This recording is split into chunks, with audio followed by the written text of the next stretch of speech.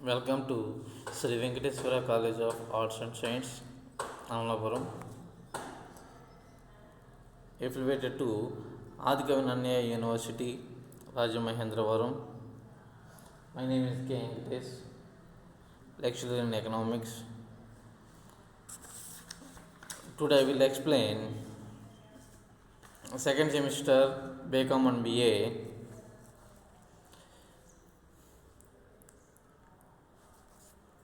Trade cycle.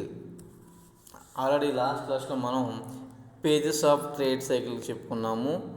ఇప్పుడు ఆ trade cycle గల కారణాలు ఏమిటి, కాజెస్ ఆఫ్ ట్రేడ్ సైకిల్ అంటే వ్యాపార చక్రాలకి గల కారణాలు ఏమిటి అనేది మనం ఇక్కడ డిస్కస్ చేయడం జరుగుతూ ఉంటుంది అన్నమాట. లాస్ట్ క్లాస్లో మనం ఏం చెప్పుకున్నాము, పేజెస్ కోసం చెప్పుకున్నాం. అంటే వ్యాపార చక్రాలు అనేవి ఎన్ని రకాలుగా ఉంటాయి అనే అంశాన్ని మనం ఇక్కడ డిస్కస్ చేయడం జరుగుతూ ఉండింది అన్నమాట. కానీ ఇక్కడికి వచ్చేటప్పటికి ఈ వ్యాపార చక్రాలు ఆర్థిక వ్యవస్థలో ఇందువల్ల సంభవించడం జరుగుతూ ఉంటుంది. ఈ వ్యాపార చక్రాలకు గల కారణాలు ఏమిటి అనే అంశాన్ని మనం ఇక్కడ డిస్కషన్ చేయడం జరుగుతూ ఉంటుంది అన్నమాట. జనరల్గా వ్యాపార చక్రాలు అంటే మనం ఏం చెప్పుకున్నాము, వ్యాపార చక్రాలు అంటే ఏమని చెప్పడం జరిగింది, ఒక ఆర్థిక వ్యవస్థ ఆర్థిక సౌభాగ్య దశ నుండి ఆర్థిక మాన్య దశ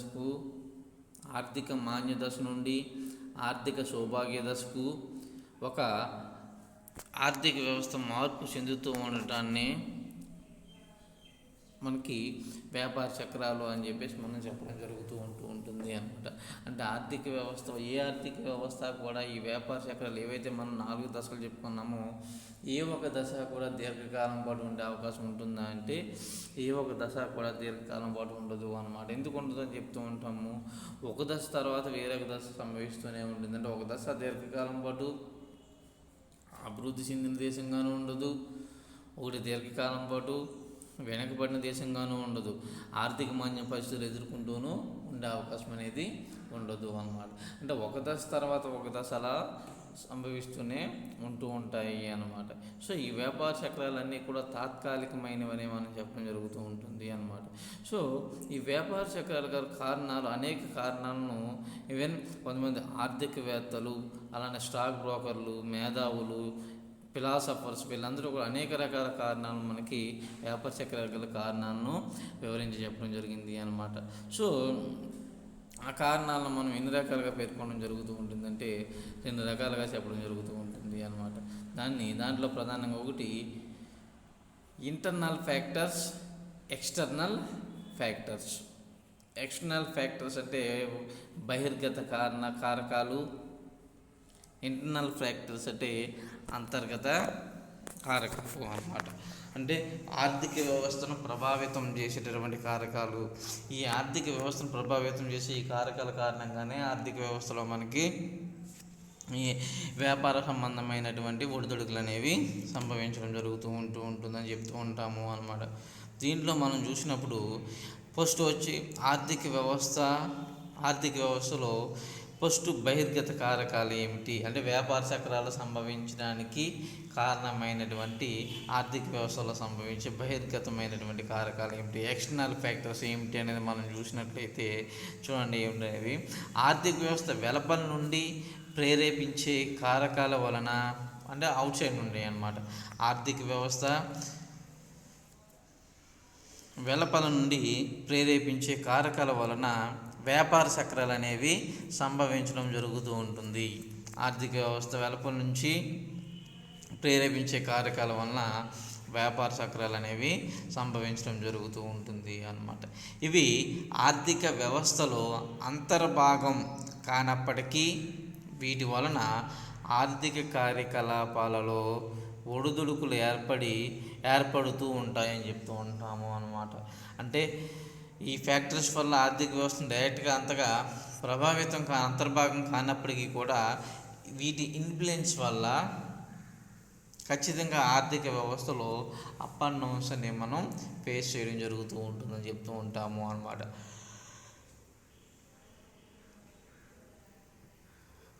ఇందులో ప్రధానంగా ఏమేమి ఉన్నాయి ఇంటర్నల్ ఫ్యాక్టర్స్ అనేవి మనం చూసినట్లయితే చూడండి. ఫస్ట్ వన్ వచ్చి యుద్ధాలు, అట్లనే సూర్యగోళంలో వచ్చే మార్పులు, అంటే ఇవి న్యాచురల్ కాజెస్ అన్నమాట. విప్లవాలు, రెవల్యూషన్స్, రాజకీయ సంఘటనలు అంటే పొలిటికల్ ఇష్యూస్, బంగారు నిల్వల ఆవిష్కరణలు అంటే కొత్తగా బంగారు నిల్వలకు సంబంధించినటువంటి ఇన్ఫర్మేషన్, గోల్డ్ ఇన్ఫర్మేషన్, జనాభా వృద్ధి, పాపులేషన్ గ్రోత్, వలసలు అంటే మైగ్రేషన్, నవకల్పనలు మరియు నూతన ఆవిష్కరణలు అంటే న్యూ ఇన్నోవేషన్స్ అండ్ ఇన్వెన్షన్స్ అన్నమాట. సో వీటన్నిటిని కలిపి మనం బహిర్గత అంటే ఎక్స్టర్నల్ ఫ్యాక్టర్స్గా మనం చెప్పడం జరుగుతూ ఉంటుంది. వీటి ప్రభావంతో ఆర్థిక వ్యవస్థలో ఒడిదుడుకులు అనేవి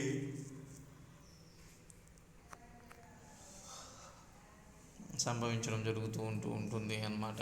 అదే యుద్ధాలు, ఖచ్చితంగా ఒక దేశంలో యుద్ధాలు సంభవిస్తూ ఉన్నాయంటే దాని ఇంపాక్ట్ అనేది 100% మనకి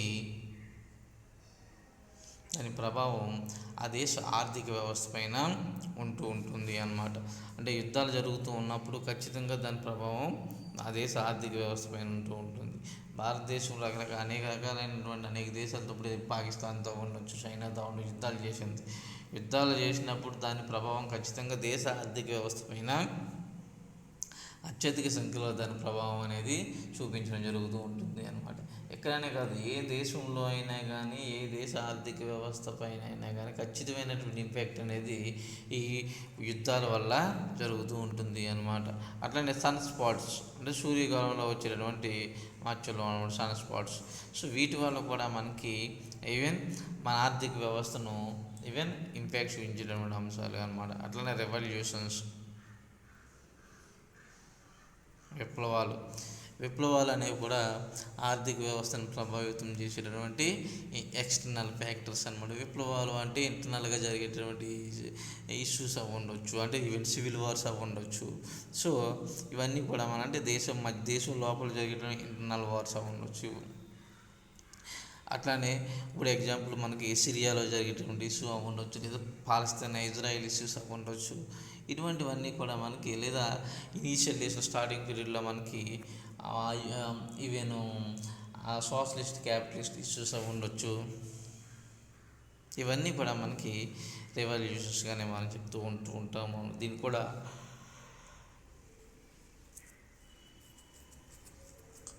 ఇవి కూడా ఆర్థిక వ్యవస్థ పైన ప్రభావాన్ని చూపించడం జరుగుతూ ఉంటుంది అన్నమాట. నెక్స్ట్ పొలిటికల్ ఇష్యూస్ అన్నమాట, అంటే రాజకీయపరమైనటువంటి సంఘటనలు అన్నమాట. ఈ పొలిటికల్ ఆస్పెక్ట్స్ అనేవి కూడా ఆర్థిక వ్యవస్థను ప్రభావితం చేసేటటువంటి అంశంగానే మనం చెప్తూ ఉంటాము అన్నమాట. దానికి ఎగ్జాంపుల్ చూడండి, డిమానిటైజేషన్ చేశారు. ఆ డిమానిటైజేషన్ ఎఫెక్ట్ ఎకనామిక్ సిస్టమ్ మొత్తం ఎంత అర్థలాగోచరం చేసింది అనేది మనకి క్లియర్గా అర్థం చేసుకోగలుగుతూ ఉంటాము అన్నమాట. సో అట్లనే బంగారు నిల్వలు, ఆర్థిక వ్యవస్థకు సంబంధించి బంగారు నిల్వలు అనేవి కొలమానంగా మనం చెప్తూ ఉంటాము అన్నమాట. సో ఈ వ్యాపార చక్రాలకు సంబంధించి బంగారు నిల్వలు అనేది కూడా ఒక తీవ్రమైన ప్రభావితాన్ని చూపేటటువంటి అంశంగానే మనం చెప్తూ ఉంటాము అన్నమాట. అట్లనే పాపులేషన్ గ్రోత్, జనాభా వృద్ధి అన్నమాట. జనాభా వృద్ధి అనేది కూడా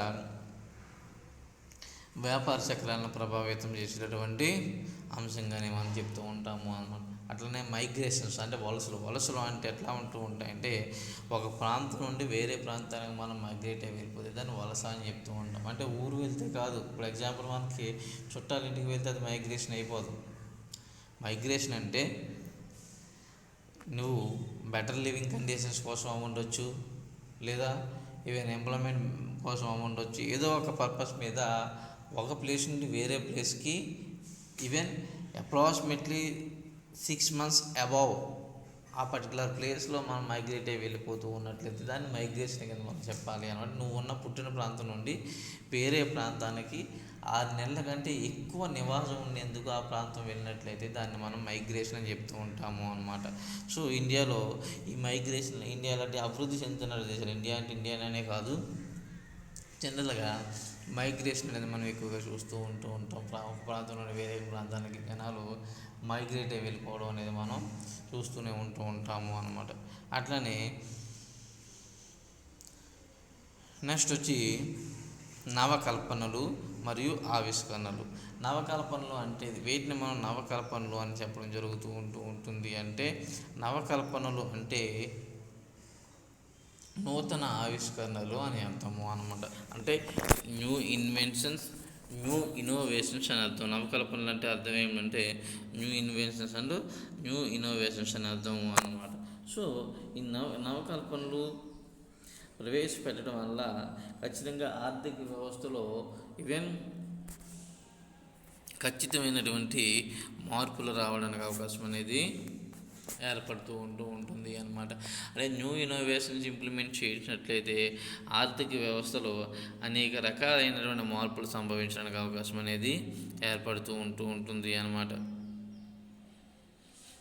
ఈ కారకాలన్నీ కూడా ఆర్థిక వ్యవస్థకు ఎక్స్టర్నల్ అంటే బయట నుంచి ఈవెన్ ఆర్థిక వ్యవస్థను ప్రభావితం చేసేటువంటి అంశాలుగా చెప్తూ ఉంటాం. కాబట్టి వీటిని బహిర్గత కారకాలు అని చెప్పడం జరుగుతూ ఉంటుంది అన్నమాట.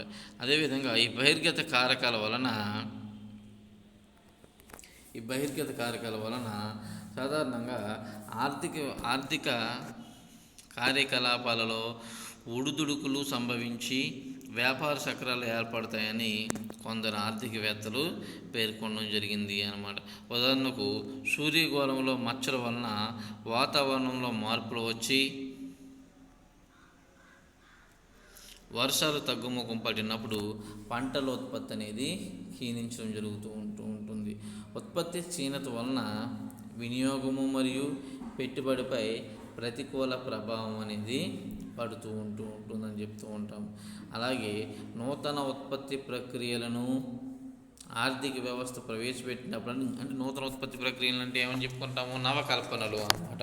అంటే న్యూ ఇన్నోవేషన్స్ ఇంప్లిమెంట్ చేసినప్పుడు నూతన ఉత్పత్తి ప్రక్రియలను ఆర్థిక వ్యవస్థలో ప్రవేశపెట్టినప్పుడు అవి పెట్టుబడులను నూతన ప్లాంట్ల నిర్మాణాన్ని ఆకర్షించడం జరుగుతుంది. ఎప్పుడైతే న్యూ ఇన్నోవేషన్ ఇంప్లిమెంట్ చేయడం జరుగుతూ ఉంటుందో, న్యూ టెక్నాలజీ మనం ఉపయోగించడం జరుగుతూ ఉంటుందో ఆటోమేటిక్గా పెట్టుబడుల ఆకర్షణ అనేది పెరుగుతూ ఉంటుంది అన్నమాట. తత్ఫలితంగా రైల్వేలు, విద్యుత్, telephone, automobile, TV, computers, cell phones వంటివి ఆవిష్కరించినప్పుడు కాలానుగుణంగా సంబంధిత మూలధన మరియు వినియోగ వస్తు పరిశ్రమలలో పెట్టుబడులు విశేషంగా పెరగడం జరుగుతూ ఉంటుంది. అంటే అత్యధికంగా పెట్టుబడులు పెరగడం అనేది జరుగుతూ ఉంటుంది చెప్తూ ఉంటాము అన్నమాట. అదేవిధంగా బంగార నిల్వల ఆవిష్కరణలు, చమురు, సహజ వాయువుల వెలికితీతలు అధిక మొత్తంలో ఉండటం వల్ల పెట్టుబడులు పెరగడం జరుగుతూ ఉంటుంది అని ఉంటాయి. అదేవిధంగా జనాభా పెరుగుదల మరియు వలసల వలన కూడా పెట్టుబడులు భారీ ఎత్తున పలు రంగాలలో గృహ నిర్మాణం, అవస్థాపన మరియు మన్నిక గల వినియోగ వస్తువుల్లో పెట్టుబడులు పెరగడం జరుగుతూ ఉంటుంది అన్నమాట. ఈ విధంగా పైన పేర్కొనబడిన పలు అంశాలు ఆయా కాలాల్లో ఆర్థిక వ్యవస్థ సౌభాగ్య స్థితికి దోహదం చేస్తూ ఉంటాయి. అదేవిధంగా కొన్ని సందర్భాల్లో ఆర్థిక వ్యవస్థలో ఆ ద్రవ్యోల్బణము, ఆర్థిక మాన్యము వంటి ఫైనాన్షియల్ క్రైసిస్ సంభవించడానికి కూడా కారణమవుతూ ఉంటాయి అన్నమాట. సో ఇవన్నీ కూడా మనకి ఎక్స్టర్నల్ ఫ్యాక్టర్స్ కానీ మనం చెప్పడం జరుగుతూ ఉంటుంది అన్నమాట. ఏమిటి ఎక్స్టర్నల్ ఫ్యాక్టర్స్ అని చెప్తూ ఉంటాము? ఆర్థిక వ్యవస్థను బయట నుంచి ప్రభావితం చేసేటటువంటి ఫ్యాక్టర్స్ని మనం ఎక్స్టర్నల్ ఫ్యాక్టర్స్ అని చెప్తూ ఉంటాము అన్నమాట. ఆర్థిక వ్యవస్థను బయట నుంచి ప్రభావితం చేసేటటువంటి ఫ్యాక్టర్స్ను ఎక్స్టర్నల్ ఫ్యాక్టర్స్ అని చెప్తూ ఉంటాము అన్నమాట. ఆర్థిక వ్యవస్థను బయట నుంచి ప్రభావితం చేసేటటువంటి ఫ్యాక్టర్స్ అంటే ఏమిటి? సాధారణంగా మనకు యుద్ధాలు, సన్స్పాట్స్, విప్లవాలు, రాజకీయ సంఘటనలు, బంగారు నిల్వల ఆవిష్కరణలు, జనాభా వృద్ధి, అదేవిధంగా వలసలు, అదేవిధంగా నవకల్పనలు. వీటన్నిటినీ కూడా ఎక్స్టర్నల్ ఫ్యాక్టర్స్ అంటే ఆర్థిక వ్యవస్థను బయట నుంచి ప్రభావితం చేసేటువంటి కారకాలుగా మనం చెప్పడం జరుగుతూ ఉంటుంది అన్నమాట.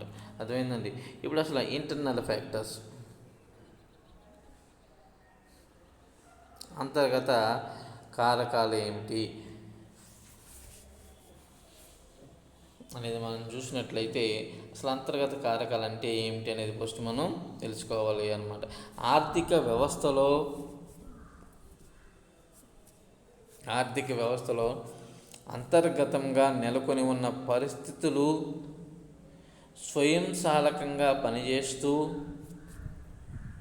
అదేంటండి, ఆర్థిక వ్యవస్థలో అంతర్గతంగా నెలకొని ఉన్న పరిస్థితులు స్వయంచాలకంగా పనిచేస్తూ వ్యాపార చక్రాలు ఏర్పడడానికి దోహదపడుతూ ఉంటాయి. అందువల్ల ఆర్థిక కార్యకలాపాలు ప్రతి విస్తీర్ణలోనూ తిరోగమనానికి మరియు సంకోచానికి బీజాలు పడుతూ ఉంటాయని చెప్తూ ఉంటాము అన్నమాట. అదేవిధంగా ఆర్థిక కార్యకలాపాలలో ప్రతి సంకోచంలోనూ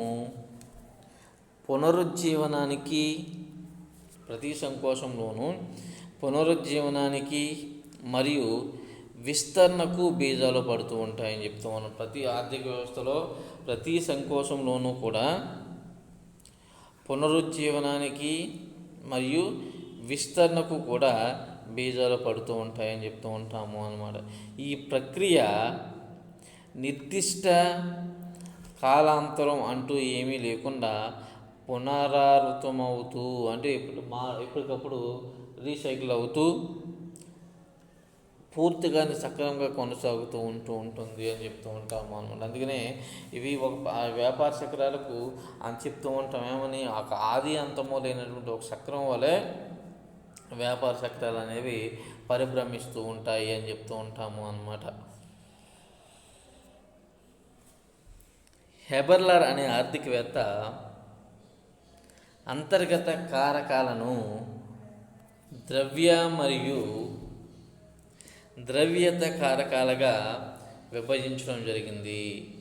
హెబర్లర్ అనే ఆర్థికవేత్త అంతర్గత కారకాలను మళ్ళీ 2 రకాలుగా విభజించడం జరిగింది. ద్రవ్య కారకాలు అని చెప్పేసి, అలానే ద్రవ్యేతర కారకాలు అని చెప్పేసి 2 రకాలుగా విభజించడం జరిగింది అన్నమాట.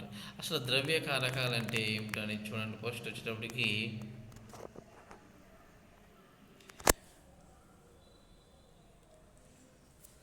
బ్యాంక్ పరపతి, బ్యాంక్ క్రెడిట్, పరపతి అంటే క్రెడిట్ అని అర్థము అన్నమాట. అట్లనే అధిక పొదుపు లేదా అల్ప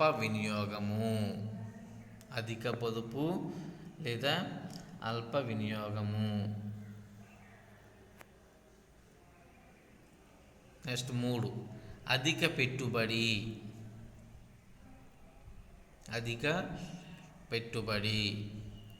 నెక్స్ట్ 4 పోటీ. 4 ఏమిటంటే పోటీ. 5 మానసిక కారణాలు. 6 ఉపాంత మూలధన సామర్థ్యము.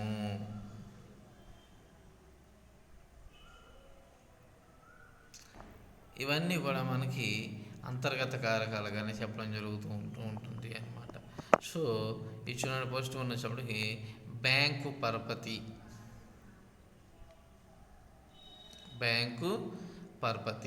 అసలు బ్యాంకు పరపతి అంటే ఏమిటి అనేది మనం ఇక్కడ తెలుసుకోవాలి అన్నమాట.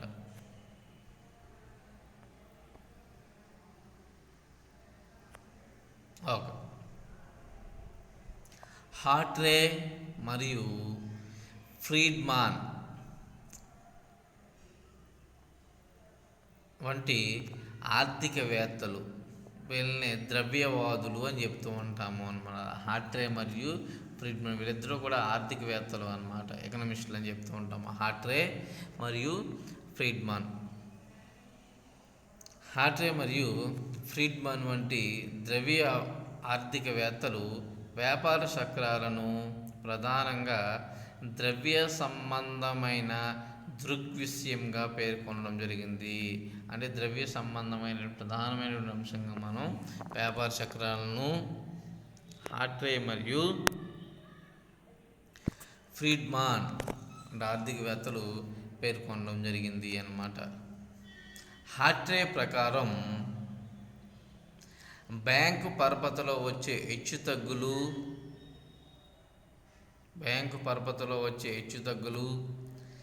వ్యాపార కార్యకలాపాలలో ఒడిదుడుకులకు కారణమై వ్యాపార చక్రాలు అనేవి ఏర్పడుతూ ఉంటాయి అని చెప్పేసి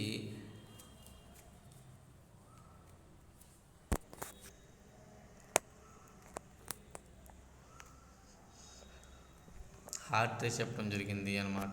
అర్థమైందండి. హార్ట్రే ప్రకారం బ్యాంకు పరపతిలో వచ్చే హెచ్చుతగ్గులు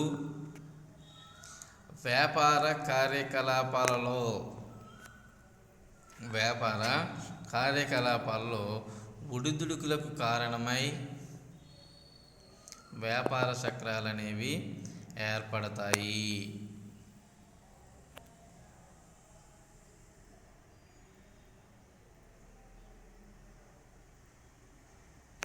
సో ఈ పరిస్థితుల్లో వ్యాపారస్తులు మరియు ఉత్పత్తిదారులు అంటే పెట్టుబడిదారులు బ్యాంకు పరపతి అనేది చెల్లింపుల సాధనంగా ఉపయోగపడుతూ ఉంటుంది. అంటే బ్యాంక్ పరపతి అంటే క్రెడిట్, అంటే లోన్నే మనం క్రెడిట్ అని చెప్తూ ఉంటాము అన్నమాట. సో బ్యాంకు పరపతి అనేది చెల్లింపుల సాధనంగా ఉపయోగపడుతూ ఉంటుందని చెప్తూ ఉంటాము అన్నమాట. బ్యాంకులు వడ్డీ రేట్లను తగ్గించడం ద్వారా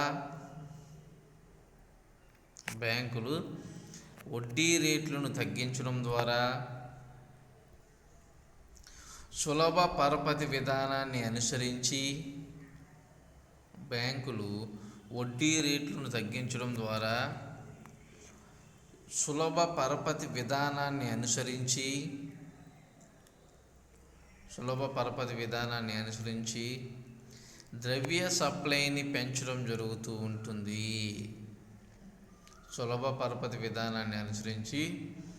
ద్రవ్య సప్లైను పెంచడం జరుగుతూ ఉంటుంది అని చెప్తూ ఉంటాము అన్నమాట. అలాగే వడ్డీ రేట్లను పెంచడం ద్వారా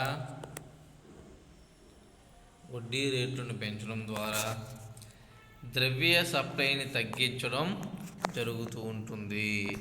అంటే ఇక్కడ చూడండి, బ్యాంకులు వడ్డీ రేటును తగ్గించడం ద్వారా సులభ పరపతి విధానాన్ని అనుసరించి ద్రవ్య సప్లైని పెంచుతూ ఉంటాయి. అదేవిధంగా వడ్డీ రేట్లను పెంచడం ద్వారా ద్రవ్య సప్లైని తగ్గించడం జరుగుతూ ఉంటుందని చెప్తూ ఉంటాము అన్నమాట. ద్రవ్య సప్లైలో పెరుగుదల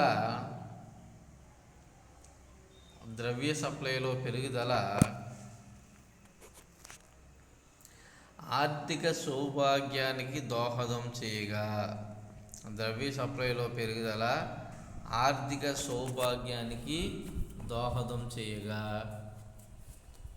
సప్లైలో తగ్గుదల ఆర్థిక మాంద్యానికి దోహదపడుతూ ఉంటుంది. అర్థమైందండి. ద్రవ్య సప్లైలో పెరుగుదల ఆర్థిక సౌభాగ్యానికి దోహదం చేయగా ద్రవ్య సప్లైలో తగ్గుదల ఆర్థిక మాంద్యానికి దోహదపడుతూ ఉంటుంది.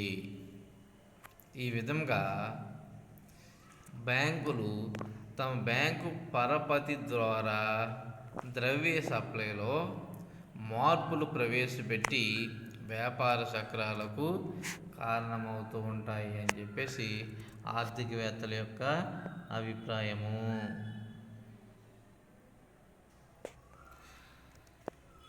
నెక్స్ట్, అధిక పొదుపు లేదా అల్ప వినియోగము. అధిక పొదుపు లేదా అల్ప వినియోగము. సో ఇక్కడ చూడండి,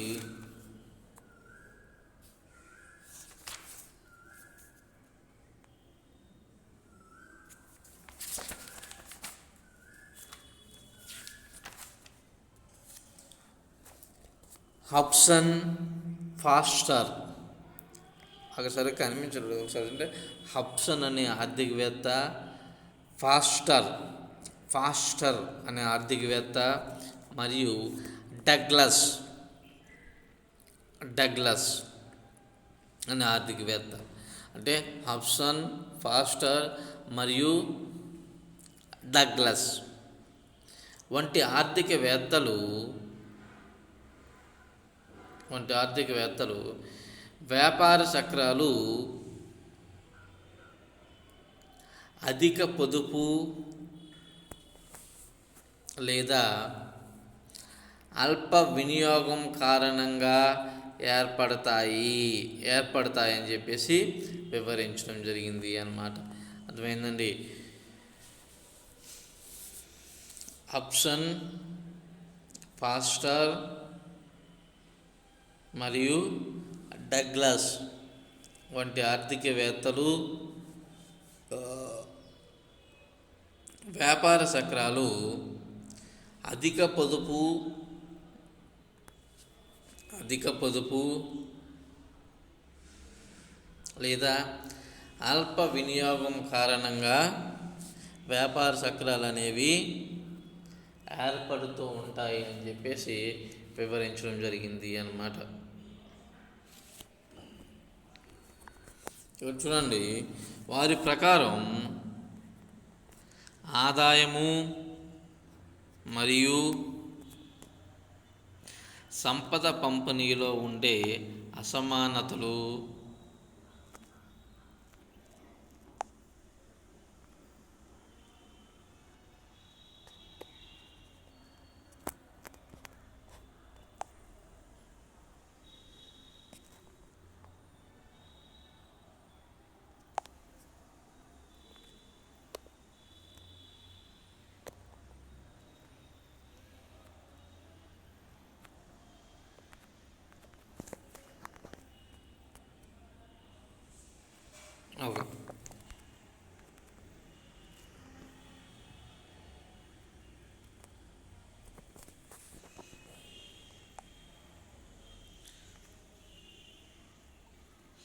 ఆదాయము, సంపద పంపిణీలో ఉండే అసమానతలు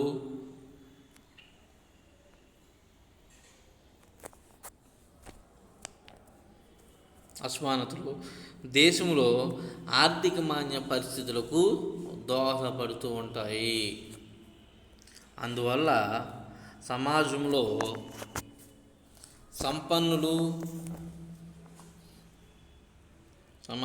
సంపన్నులు తమ ఆదాయంలో అధిక మొత్తంలో పొదుపు చేస్తూ ఆ పొదుపును వినియోగ వస్తు పరిశ్రమల ఉత్పత్తికై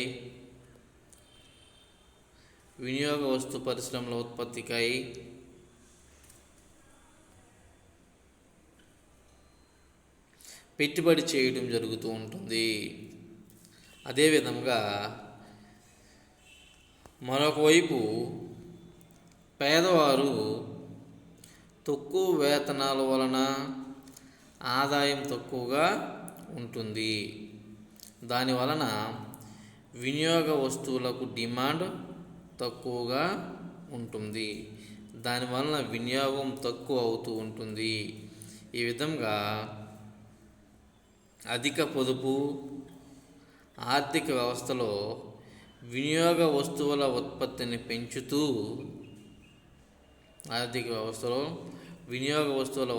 పెంచుతూ సౌభాగ్య పరిస్థితులకు దోహదపడుతూ ఉండగా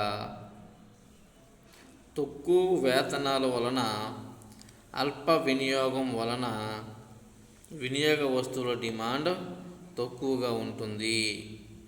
ఇటువంటి పరిస్థితుల్లో ప్రస్తుత ధరలలో వస్తు నిల్వలు పెరిగిపోతూ ఉంటాయి అన్నమాట.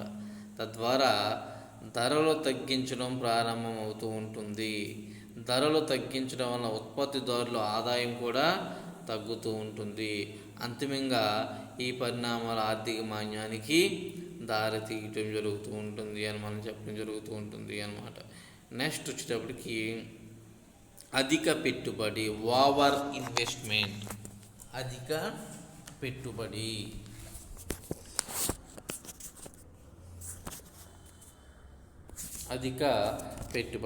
ఇక్కడ చూడండి. అధిక పెట్టుబడి హయక్, స్పేదాస్, కస్సెల్ మరియు రాబర్ట్సన్ వంటి ఆర్థికవేత్తలు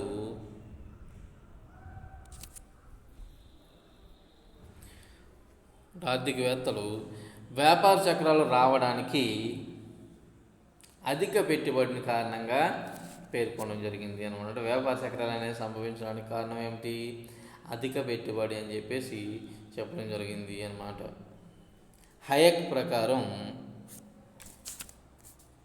హయక్ అనే ఆర్థికవేత్త ప్రకారం వినియోగ వస్తు పరిశ్రమలతో పోలిస్తే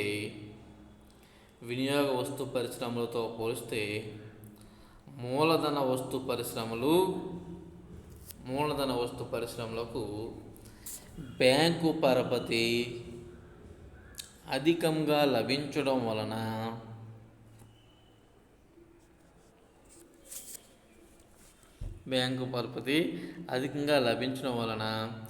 పరిశ్రమలలో అధిక పెట్టుబడులు జరిగి చివరకు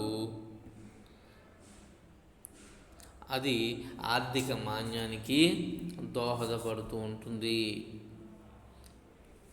ఎప్పుడైతే ద్రవ్య సప్లైలో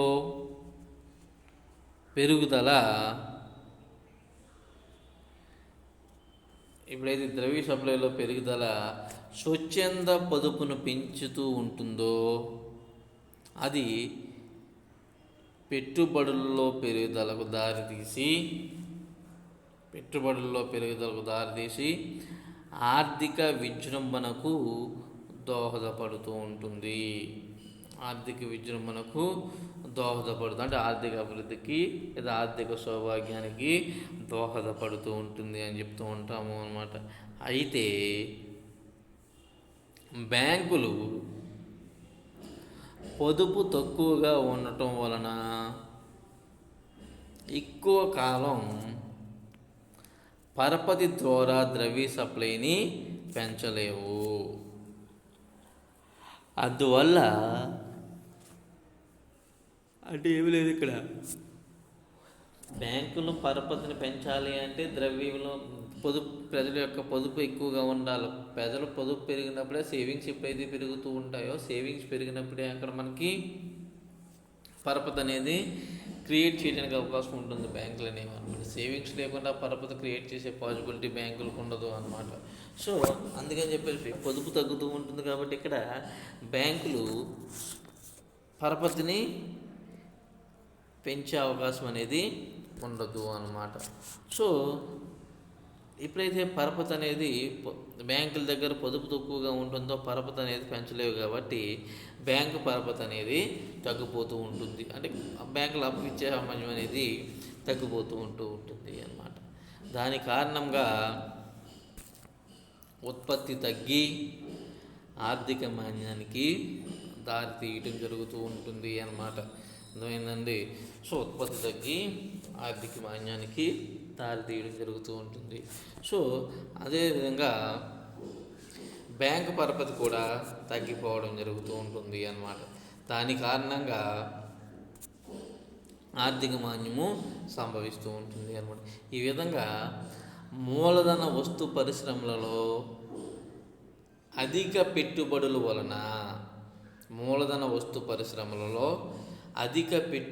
వలన ఆర్థిక వ్యవస్థలో ఆర్థిక విజృంభణ అంటే బూమ్, పీక్ స్టేజ్ అనమాట. బూమ్ అంటే పీక్ అంటే ఆర్థిక సౌభాగ్యము అని చెప్పాలి. మరియు ఆర్థిక మాన్యము, డిప్రెషన్ అంటే మొత్తం పతనం అయిపోయినటువంటి దశ అన్నమాట. సో ఏర్పడుతూ ఉంటూ ఉంటాయి. అంటే ఆర్థిక పరమైనటువంటి హెచ్చుతగ్గులు సంభవిస్తూ ఉంటాయి అన్నమాట. సో నెక్స్ట్ వచ్చేటప్పటికి పోటీ, కాంపిటీషన్. నాలుగోది ఏమిటంటే పోటీ అంటే కాంపిటీషన్ అన్నమాట అక్కడ. సో షాఫ్మాన్ అనే ఆర్థికవేత్త ప్రకారం ఆర్థిక వ్యవస్థలో ఆర్థిక వ్యవస్థలో పోటీతత్వం వలన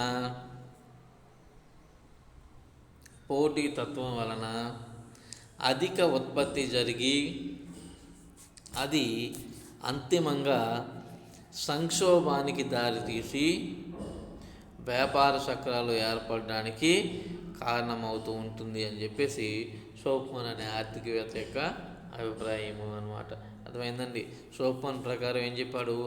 ఆర్థిక వ్యవస్థలో పోటీతత్వం వలన అధిక ఉత్పత్తి జరిగి అది అంతిమంగా ఆర్థిక సంక్షోభానికి దారితీసి ఆర్థిక మాన్యం ఏర్పడి వ్యాపార చక్రాలు ఏర్పడడానికి కారణమవుతూ ఉంటుంది అని చెప్పేసి ఆయన అభిప్రాయం. షాఫ్మాన్ అనే ఆర్థికవేత్త యొక్క అభిప్రాయము అన్నమాట. పోటీతత్వం ఉన్న ఆర్థిక వ్యవస్థలో సంస్థలు డిమాండ్ అంచనాలను బట్టి లాభాల చేత ప్రేరేపితమై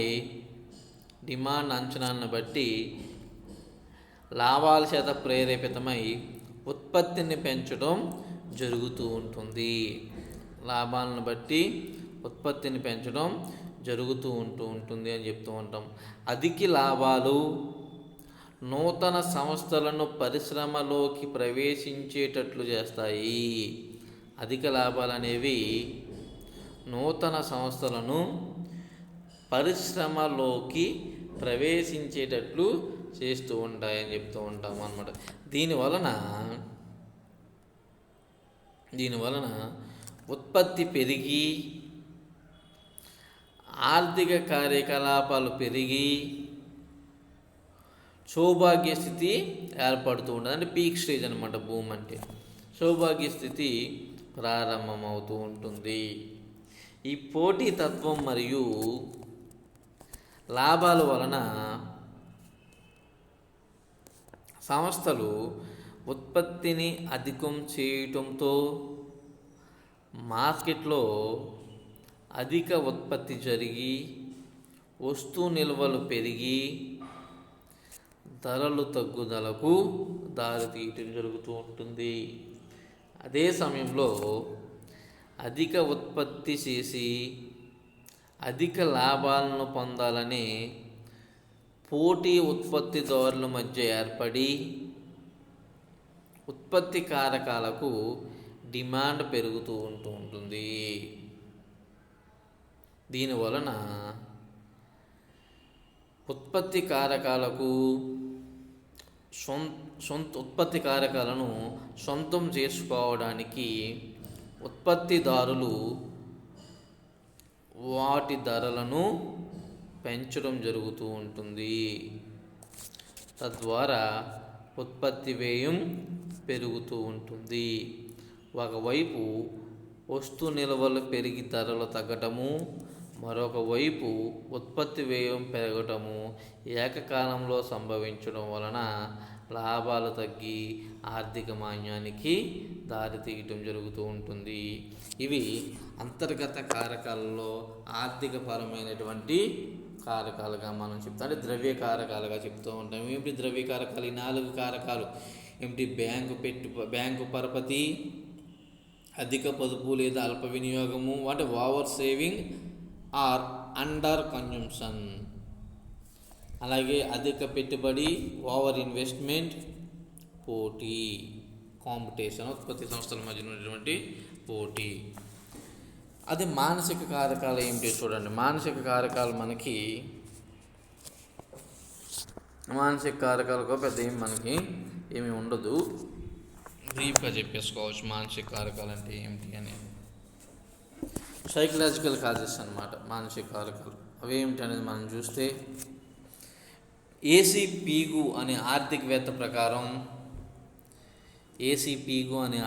ప్రకారం పారిశ్రామిక రంగంలో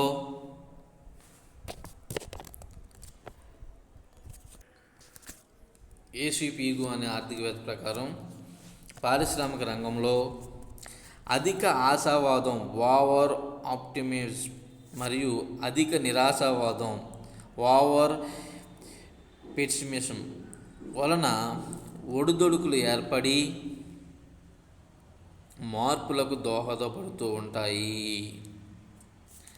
ఆర్థిక వ్యవస్థలో సాధారణంగా వస్తూ ఉండే మార్పులకు వ్యాపార వర్గాల వల్ల వారు అతిగా స్పందించడం వలన ఆర్థిక కార్యకలాపాలలో సక్రియ ఒడిదొడుకులు ఏర్పడుతుంటాయని అతను పేర్కొనడం జరిగింది.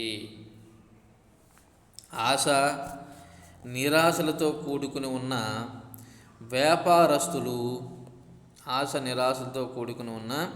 వ్యాపారస్తులు మానసిక స్వభావం పైన ఆధారపడి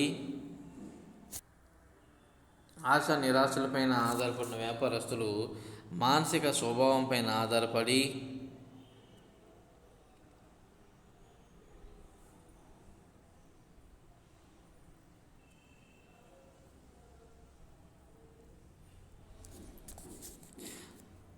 అధిక ఉత్పత్తి లేదా అల్ప ఉత్పత్తిలే ఒకదాని వెంట మరొకటి సంభవిస్తూ ఆర్థిక కార్యకలాపాలలో తరంగాలను పోలిన ఒడిదొడుకులు సృష్టిస్తాయి. ఆర్థిక కార్యకలాపాలు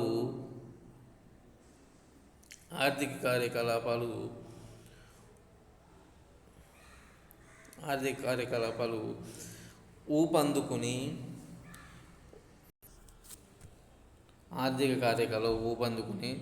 సౌభాగ్య స్థితిని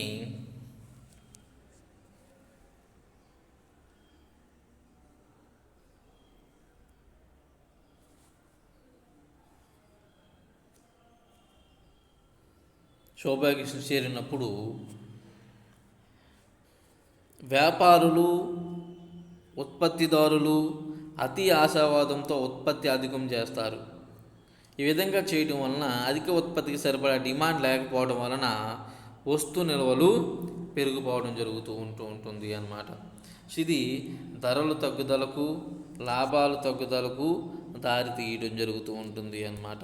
సో ఈ విధంగా ఈవెన్ ఆర్థిక వ్యవస్థ ఒడిదొడుకు ఇది కూడా ఒక కారణం అవుతుంది అనమాట. నెక్స్ట్ లాస్ట్ వన్ వచ్చి ఉపాంత మూలధన సామర్థ్యం, marginal efficiency of capital, MEC అని చెప్తూ ఉంటాం, ఉపాంత మూలధన సామర్థ్యము. సో ఇది చూడండి, జేఎం కీన్స్ ప్రకారం పెట్టుబడిలో వచ్చే హెచ్చుతగ్గుల వలన ప్రాథమికంగా వ్యాపార చక్రం ఏర్పడడానికి దోహదపడుతుంది. ఉపాంత మూలధన సామర్థ్యంలో వచ్చే మార్పుల వలన పెట్టుబడులు మార్పు వస్తాయని పేర్కొనడం జరుగుతూ ఉంటుంది అన్నమాట. సో ఇవి జనరల్గా మనకి వ్యాపార చక్రాలను ప్రభావితం చేసేటటువంటి అంతర్గత బహిర్గత కారకాల కోసం మనం వివరించి చెప్పుకోవడం జరుగుతూ ఉండింది అన్నమాట. సో అర్థమైందండి. ఇక్కడ మనకి అంటే అంతర్గత బహిర్గత అంశాలు ఒకదానికొకటి ప్రభావితం చేసుకుంటూ వ్యాపార చక్రాలు ఏర్పడడానికి దోహదపడుతూ ఉంటాయి అని చెప్పేసి శామ్యుల్సన్ వంటి ఆర్థికవేత్తలు మనకి వివరించడం జరిగింది అన్నమాట. బహిర్గత అంశాల్లో వచ్చిన మార్పుల వలన ఆర్థిక వ్యవస్థలో ఒడిదొడుకులు ఏర్పడి తదనుగుణంగా అంతర్గత అంశాల్లో మార్పులు వచ్చి వ్యాపార చక్రాలు ఏర్పడతాయి. అలాగే కొన్ని సందర్భాలలో అంతర్గత అంశాల్లో వచ్చే మార్పులు బహిర్గత అంశాలను కూడా ప్రభావితం చేసి ఒడిదుడుకులకు తీవ్ర స్థాయికి తీసుకుని వెళ్ళి వ్యాపార చక్రాలకు దోహద చేస్తూ ఉంటాయి. సో ఇదే విధంగా కొన్ని సందర్భాల్లో నిరుద్యోగము, పేదరికము, ఆదాయ అసమానతలు అధికంగా ఉంటే అది సమాజంలో అశాంతికి దారితీసి ప్రభుత్వానికి వ్యతిరేకంగా ఉద్యమాలకు దారితీస్తూ ఉంటుంది. ఇటువంటి సందర్భాల్లో విప్లవాలు సంభవిస్తూ ఉంటాయి. తత్ఫలితంగా ఆర్థిక వ్యవస్థలో ఈవెన్ ఆర్థికపరమైనటువంటి ఒడిదొడుకులు సంభవించడానికి అవకాశం అనేది ఏర్పడుతూ ఉంటుంది అన్నమాట. నెక్స్ట్ క్లాస్ వచ్చేటప్పటికి వ్యాపార చక్రాలను నియంత్రణ చేయడానికి ఏ రకమైన చర్యలు తీసుకోవాలి, అంటే వ్యాపార చక్రాలను మనం కంట్రోల్ చేయడానికి ఎట్లాంటి చర్యలు తీసుకోవాలనేది మనకి నెక్స్ట్ క్లాస్లో డిస్కస్ చేసుకోవచ్చు. ఇప్పుడు ఈ టాపిక్ సంబంధించిన అయిపోయిన ఏమిటి, వ్యాపార చక్రాలు అంటే ఏమిటి డెఫినేషన్ చెప్పుకున్నాము. అలానే వ్యాపార చక్రాలకు సంబంధించినటువంటి ఫేజెస్ చెప్పుకున్నాము. ఇక్కడ వ్యాపార చక్రాలకు గల కారణాలు ఏమిటి అనేది ఇప్పుడు చెప్పుకున్నాము. నెక్స్ట్ వచ్చి వ్యాపార చక్రాలను ఏ విధంగా మనం కంట్రోల్ చేయాలి, వ్యాపార చక్రాలను నియంత్రణ చేయడానికి మనం తీసుకోవాల్సినటువంటి చర్యలు ఏమిటి అనేది మనకి ఇక్కడ నేర్చుకోవడం జరుగుతూ ఉంటుంది అన్నమాట. సో నెక్స్ట్ వచ్చేటప్పటికి వ్యాపార చక్రాల నివారణ చర్యలు ఏమిటి అనేది మనం నేర్చుకోవచ్చు. అర్థమైంది కదండి. ఇవి మనకి వ్యాపార చక్రాలకు గల కారణాలు ఏమిటి అనేది అన్నమాట. Okay, thank you.